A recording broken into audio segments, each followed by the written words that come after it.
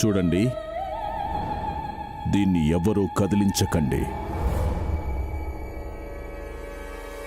ఈ రాత్రికి ఆత్మ తనే స్వయంగా వచ్చి తన కోరికేంటో ఈ కాగితం మీద రాసి వెడుతుంది. స్వామి, జరిగే పనేనా ఇదంతా? అలా జరగకపోతే నా వృత్తి నేను మానేస్తాను.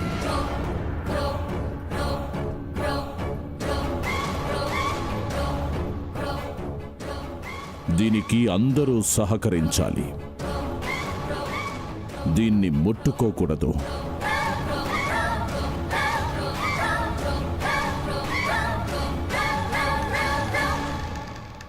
జై చిత్రాణి, జై జై మహామాంత్రిక.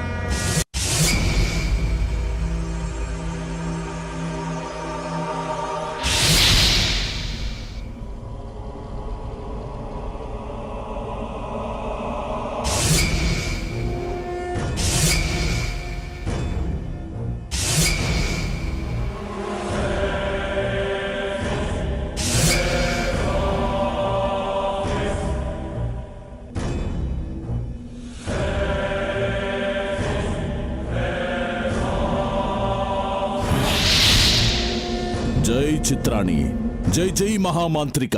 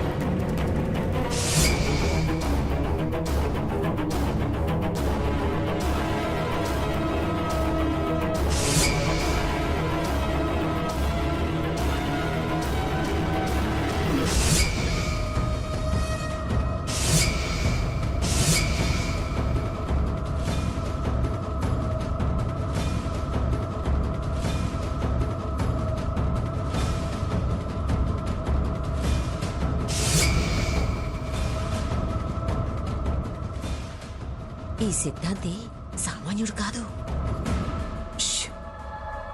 ఏం రాస్తుందంటావు? మనమే దాన్ని చంపావని. అయితే రేపే మన చివరి రోజు అన్నమాట. మన గురించి మరణవాంగ్మూలం రాస్తుంది.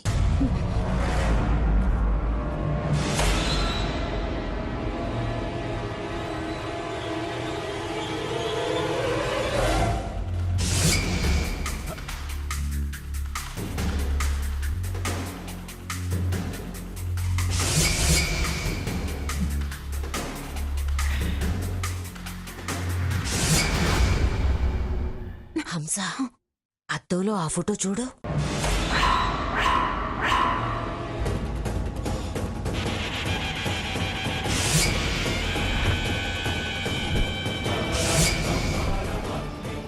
సీత మొహం కనిపిస్తుందేంటి?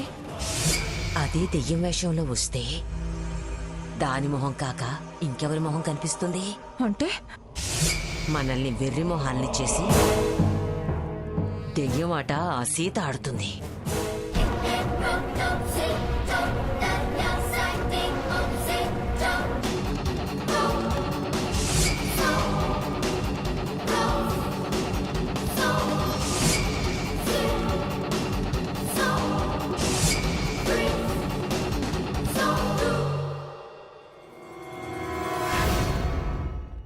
అయితే దెయ్యం ఆత్మ అబద్ధం అన్నమాట. పచ్చి అబద్ధం. చాలా తెలివితేటలతో దెయ్యం నాటకం ఆడింది. అయితే మరి ఇప్పుడేం చేద్దాం? దాని ఆట కట్టించే ఆట ఇప్పుడు మనం మొదలు పెడదాం. పద.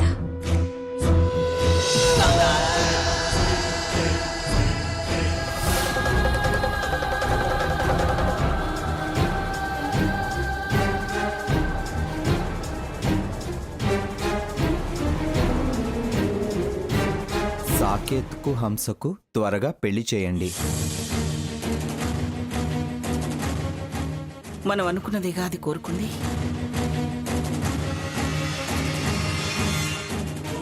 మరి అదే హంసకు విషం తాగించడం ఎందుకు?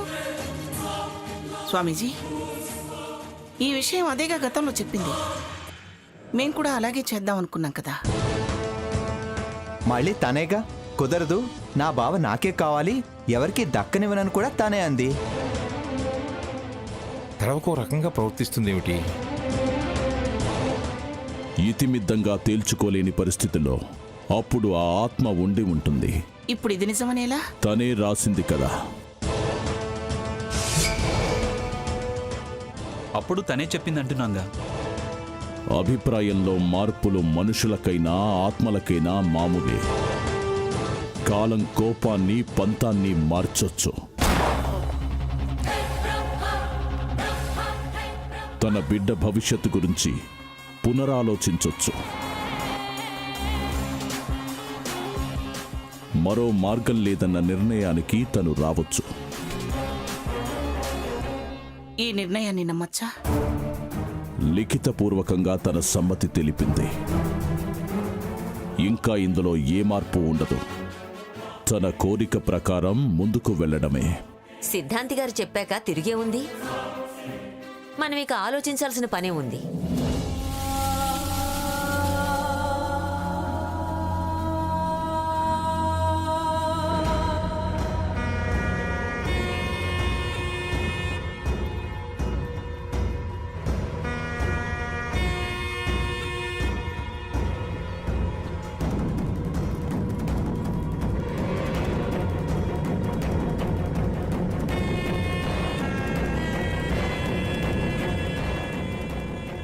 ఇక ఆలస్యం చేయకుండా దాని ఆత్మశాంతి కోసం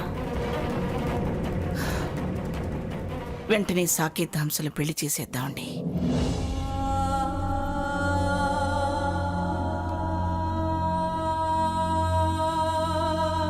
ఏమంటావురా సాకేత్? నాకు పెళ్లి చేసుకోవాలని లేదు గ్రాని.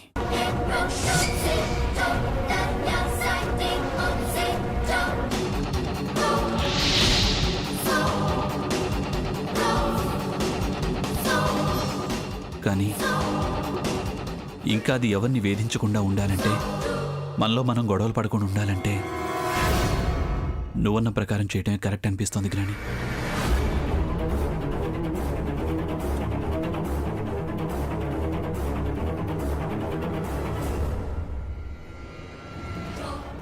కొన్ని మన ఇష్టాలుగా చేయాలి, కొన్ని అవతల వాళ్ళ ఇష్టాలుగా చేయాలిరా. తప్పదు. మనసు చంపుకొని చేసుకోవాల్సి వస్తుంది.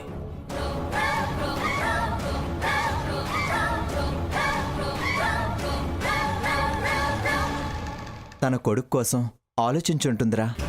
బతికున్నోడిని నేను ఆలోచించనా? అయినా వాడి కోసం నేను పెళ్లి చేసుకోవాల్సిన అవసరం ఏంటి? మీరంతా ఉండగా వాడికే నష్టం జరుగుతుంది.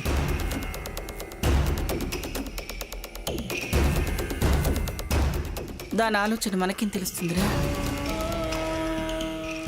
దాని కోరిక ప్రకారం వెళ్ళడమే మంచిది.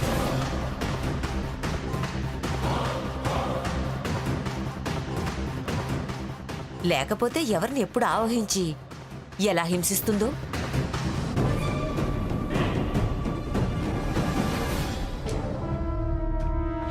ఏ శిక్ష విధిస్తుందో మనకేం తెలుసు?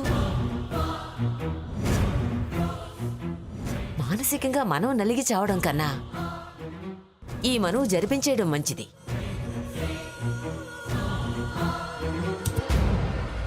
అందరం మనశ్శాంతితో బ్రతకొచ్చు. హంస, నీకేం అభ్యంతరం లేదుగా? స్వర్ణ సంతృప్తి కోసం నేను దేనికైనా సిద్ధమే.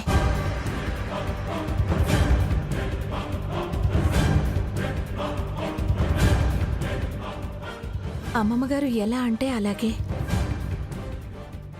అమ్మమ్మగారు, నాకెందుకో అది స్వర్ణరాతలా అనిపించటం లేదు.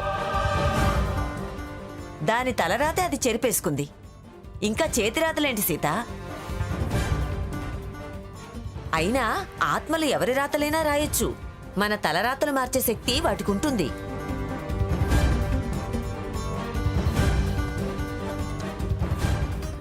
ఆ రాత గురించి చర్చ వదిలేసి కాగితం మీద రాతకు న్యాయం చేయడం ఆలోచించు. అవును, కాదన్నా కుదరదు అనుకున్నా మనకే ఇబ్బంది అవుతుంది. అలాగే చేద్దాం అమ్మమ్మగారు. కానీ సాకేత్కి స్వర్ణకి ఇంకా విడాకులు మంజూరు కాలేదు కదా.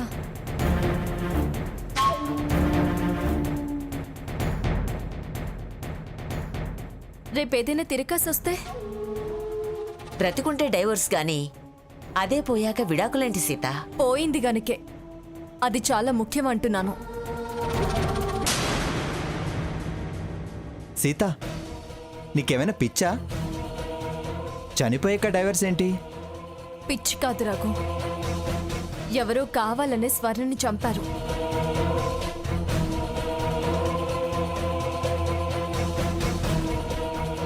అది వీళ్ళ పెళ్లి కోసమని కేసు పెడితే అప్పుడేం చేస్తావు?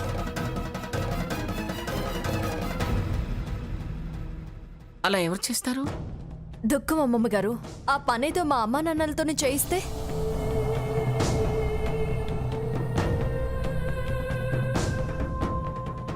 మనం కావాలని ఈ రాణిగారి ఆస్తికి ఆశపడి దాని ప్రాణాలు తీసామంటే ఏం చేస్తాం?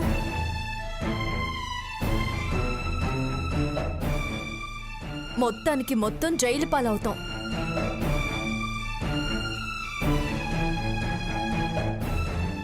పైగా కోర్టులో కేసు కూడా నడిచింది. సీత, నీకీ పెళ్లి ఇష్టం లేదా? ఆ, నాకేం అలా లేదు. ఒకవేళ అలాంటి పరిస్థితి వస్తే ఎలా అని. నీ మాటలు వింటుంటే నువ్వే అలా కేసు పెట్టేలా ఉన్నావు. చూడబోతే పెళ్లికి స్వర్ణ సాక్షి సంతకాలు అవసరమన్నా ఆశ్చర్యపడాల్సిన అవసరం లేదు మంగా. ఏమిటి అనేది? నేననటం అటుంచు మంగా. సీత అన్న దాని గురించి ఆలోచించు. బతికున్నప్పుడు హంస అంటే స్వర్ణకు పడేది కాదు. ఇప్పుడు సీతకిష్టం లేదనిపిస్తుంది. అనవసరంగా నన్ను అనకు. ఒకవేళ అలా జరిగితే ఎలా అని అన్నాను. రాత కాదన్నమాట అలా లేదు సీత. ఎవరో ఎందుకు? నువ్వే అలాంటి కేసు పెట్టే ఆలోచనలో ఉన్నట్టుంది. నాకు అలాంటి ఆలోచన ఏమీ లేదు. అయితే విను, ఈ పెళ్లి పెద్దగా బాగా ఆలోచించి స్వర్ణ చనిపోయిన తర్వాత అతని భవిష్యత్తు పిల్లాడి భవిష్యత్తు ఆలోచించి ఈ పెళ్లి డెసిషన్ తీసుకున్నావని నిరూపించుకుందాం. ఎలా? Death certificate.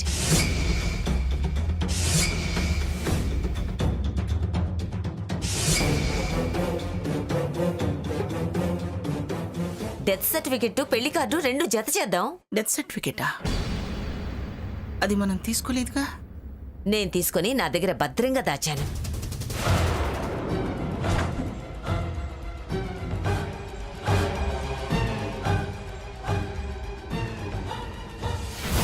అవును, ఇప్పుడు నువ్వన్న డౌట్ నాకు ముందే వచ్చి మనందరి సేఫ్టీ కోసం నేను తీయించి దాచాను. ఉండండి, తీసుకొస్తాను.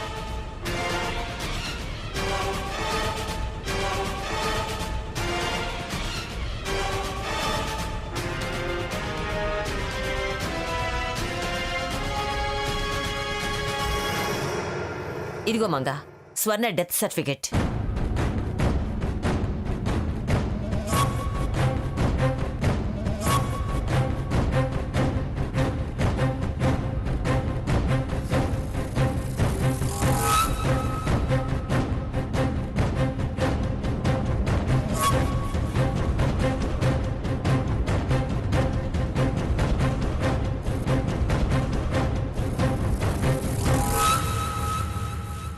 మంగా, ఎంగేజ్మెంట్ ఫోటోల్లో వీడియోల్లో డేట్ కనిపించేలా తీయించండి. దానికి ముందు పత్రికలు ఆర్డర్ ఇచ్చే డేట్ కూడా దాచండి.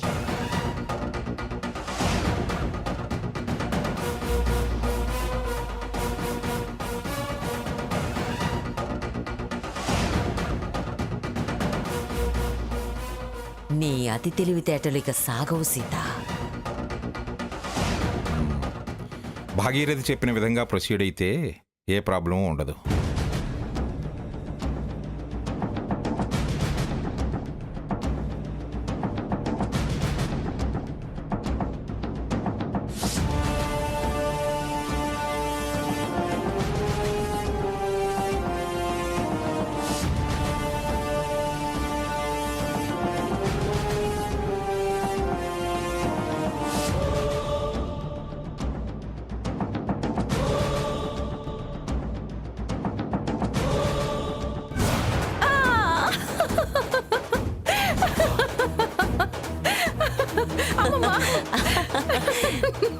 ఆగు హంస.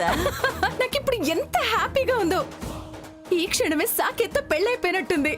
అయిపోయినట్లే, ఇంకా దాన్నెవ్వరూ ఆపలేరు. ఎంత హ్యాపీ ఫీల్ అవుతావో అంత హ్యాపీగా ఫీల్ అవ్వు.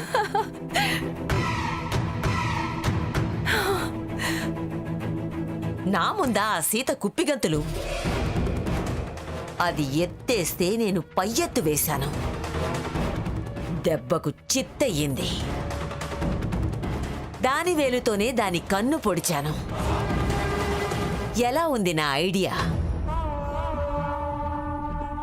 సూపర్ అమ్మమ్మా. చావు తెలివితేటలు చూపించింది. చచ్చిన దాని దస్తూరిలా ఈ దస్తూరి లేదట. పైగా చచ్చిన దాంతో విడాకులు తీసుకోలేదట. ఎలాగోలా అడ్డుపుల్ల వెయ్యాలని చూసింది.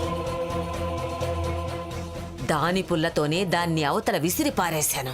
అవును, అసలు ఈ విడాకులు గొడవేంటి? నాకేం అర్థం కాలేదు. దాని మొహం.